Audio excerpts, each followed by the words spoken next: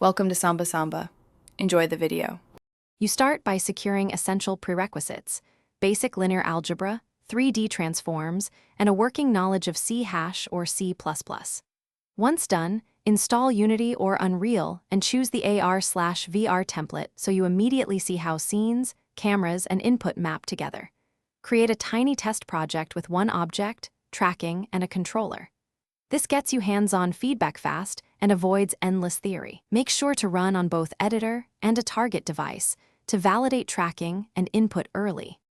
Once your test project works, dive into the complex middle steps: coordinate spaces, transforms, and handling sensor noise so virtual content stays stable. Then profile and optimize. Use LODs, occlusion meshes, baked lighting, and limit draw calls to meet FPS targets for each headset.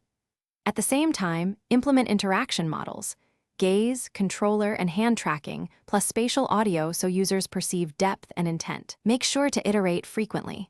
Small performance regressions break immersion quickly, so measure before adding features. You finish by polishing, deploying, and preparing to troubleshoot.